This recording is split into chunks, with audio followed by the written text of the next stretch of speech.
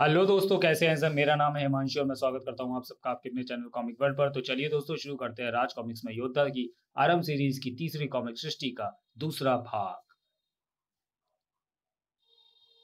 वो जो अभी बोला था दोबारा बोल।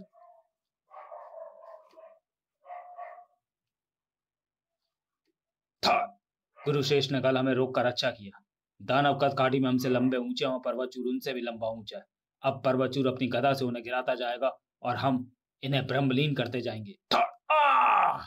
जाओ, आओ और आओ। था वाह, ये लौ गदा तो कमाल की है, एक ही प्रहार में खोपड़ी चटका देती है। था था सबको मजा दिखा दूं, सबको मजा चखा दूंगा।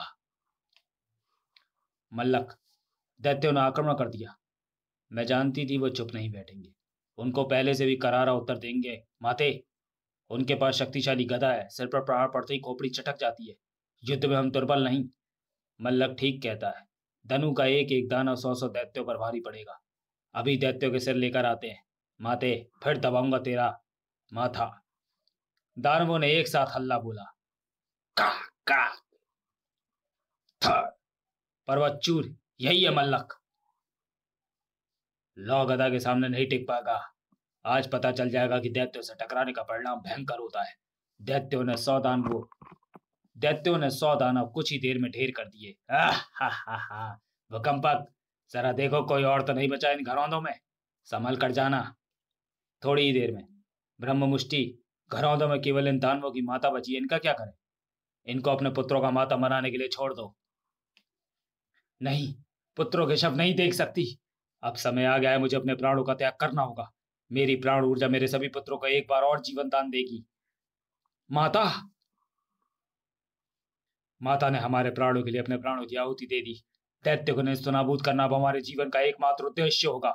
दैत्यों की इस विजय पर गुरु शुक्राचार्य संतुष्ट थे। अब तुम्हारी शिक्षाएं पूर्ण होती हैं। लो, ये तो फिर सो गया।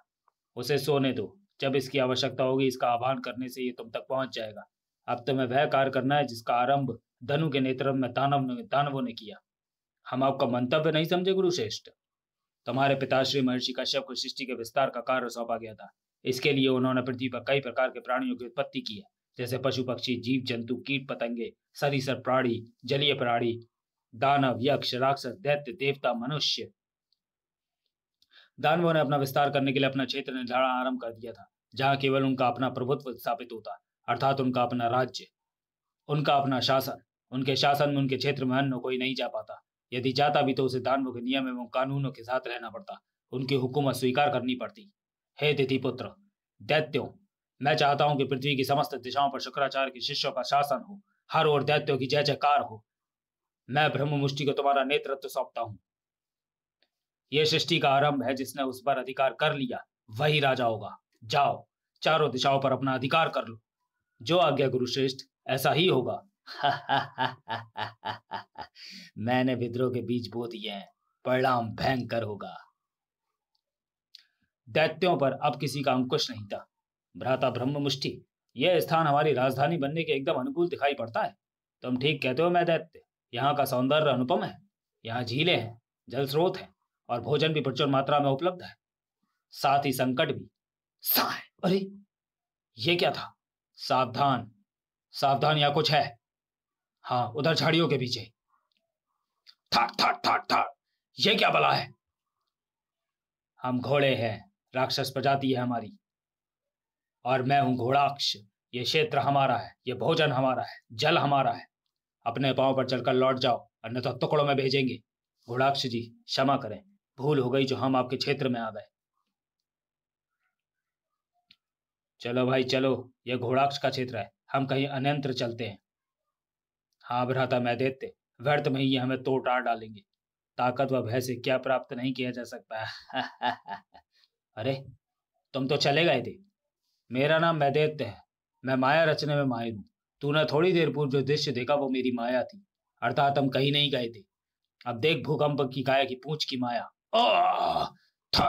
इससे होने वाला कंपन तेरी काया की छाया तक बिगाड़ देगा। इसकी खाल खोल कर देख लो, इसमें इसकी अस्थियों का चूरा पड़ा मिलेगा। अपना अंजाम ऐसा नहीं करवाना चाहते हो तो भाग जाओ।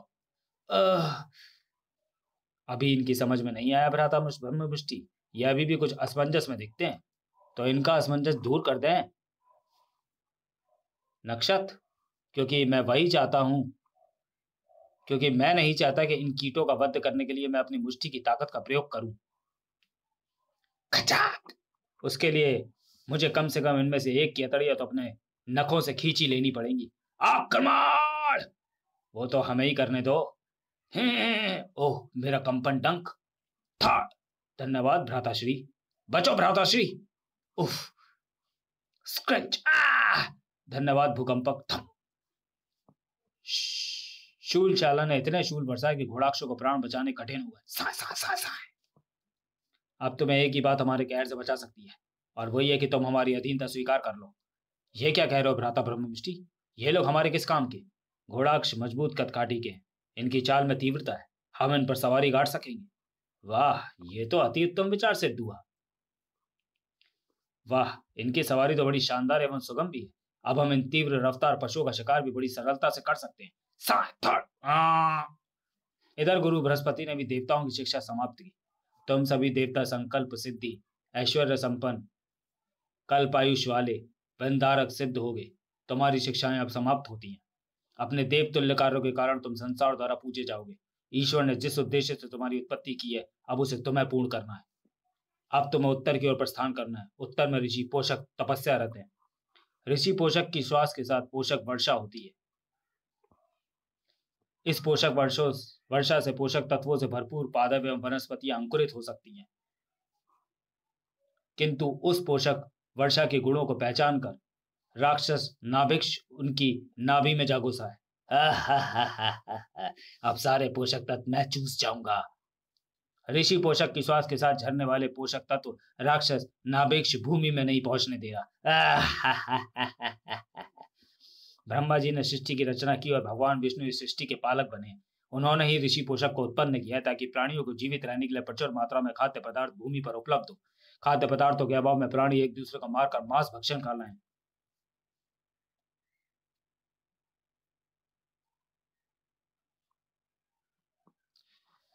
तुम्हें दुष्ट नाभिक्ष का अंत करके ऋषि पोषक को भूमि के उद्धार के लिए मुक्त कराना है, किंतु ध्यान रहे जब तक वो अमृत वर्षा को ग्रहण कर रहा है, कोई उसका कुछ नहीं बिगाड़ सकता।